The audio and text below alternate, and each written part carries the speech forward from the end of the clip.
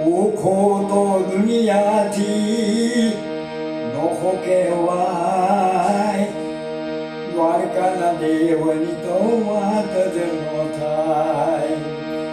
મીઠુડી ધરતીના મીઠા ભગવાન, દરિયાના ફળિયામાં મીઠા ભગવાન.